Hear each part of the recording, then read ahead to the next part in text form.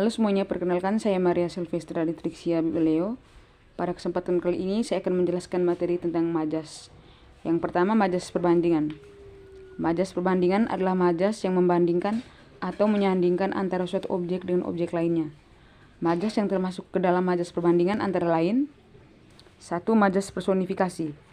Majas personifikasi membandingkan manusia dan benda mati. Gaya bahasa yang digunakan seolah-olah benda tersebut bersikap selayaknya manusia. Contoh, laut yang biru seakan menatapku dalam keheningan. Contoh yang kedua, angin berbisik di telingaku. Yang kedua, majas metafora. Majas metafora adalah majas yang menggunakan perbandingan dua objek berbeda namun memiliki kemiripan. Contoh, perusahaan itu bangkrut karena ulat tikus berdasi. Jangan sembarangan, kabarnya Agung Sejati itu keturunan darah biru. Yang ketiga, hiperbola. Majas hiperbola adalah gaya bahasa yang digunakan dengan cara melebih-lebihkan suatu objek, bahkan dengan pemisahan yang tidak masuk akal. Contoh majas hiperbola: Yasmin tidak berkutik ketika mendengar amarah ayahnya yang menggelegar. Yang keempat, majas alegori. Majas alegori adalah majas yang dibuat untuk membandingkan suatu objek dengan menggunakan kata kiasan. Contoh, hidup adalah roda yang selalu berputar. Yang berikutnya, majas pertentangan. Majas pertentangan bertujuan untuk menggambarkan dua hal yang bertentangan atau berkebalikan. Jenis majas ini sering digunakan tak hanya pada karya sastra tetapi juga dalam percakapan sehari-hari.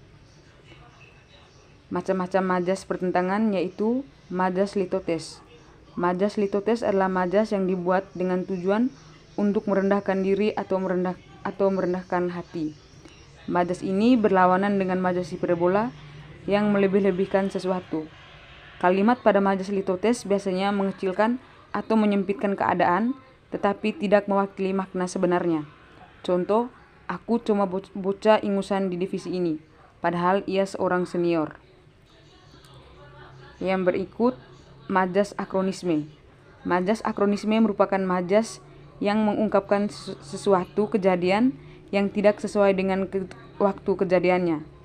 Biasanya majas ini digunakan untuk menceritakan sesuatu yang telah terjadi dengan menambahkan hal-hal yang belum ada waktu itu. Contohnya, kalau saja para prajurit kerajaan Majapahit menggunakan senjata pistol, tentu akan beda cerita. Yang berikut, majas sinekdoke. Majas sinekdoke digunakan untuk menyamakan atau menyamarkan maksud sebenarnya dengan menggunakan kata atau frasa yang tidak sesuai dengan arti sesungguhnya atau dengan menyebut sesuatu yang sebenarnya bukan inti dari masalah yang dibicarakan. Contoh, politisi itu berbicara tentang korupsi, tapi dia sendiri terlibat dalam skandal korupsi.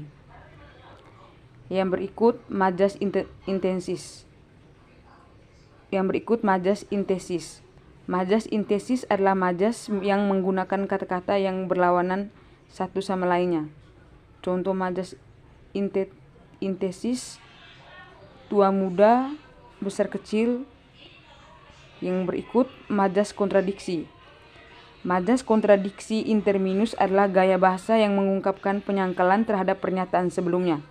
Majas ini umumnya disertai dengan kata penghubung seperti kecuali atau hanya saja.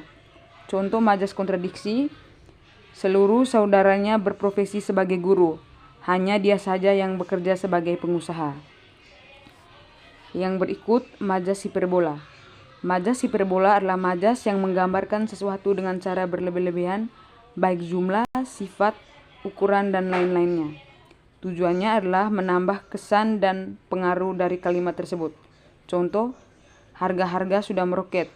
Contoh yang kedua, mereka terkejut setengah mati. Yang berikutnya, majas pertautan. Majas pertautan merupakan kata kiasan yang maknanya bertautan dengan hal lain yang sedang disampaikan seperti gagasan atau ide. Majas sinekdoke. Contoh majas pertautan yang sering digunakan dalam percakapan sehari-hari adalah majas sinekdoke. Majas ini dipakai untuk menyebutkan sebagian hal tertentu sebagai perwakilan dari seluruh objek yang ada. Contoh majas sinekdoke adalah Di Kelurahan Simpang Raya terdapat 1.300 siswa sekolah dasar, 900 SMP, dan 850 siswa SMA. Yang berikut, majas metonomia. Metonomia termasuk jenis-jenis majas bertautan yang berfungsi untuk menyampaikan perasaan dan pendapat secara implisit dengan menggunakan frasa atau istilah lain yang bermakna sama dengan kata lain. Contoh, kursi pemerintahan yang bermakna jabatan kekuasaan di pemerintahan. Sekian dan terima kasih presentasi dari saya.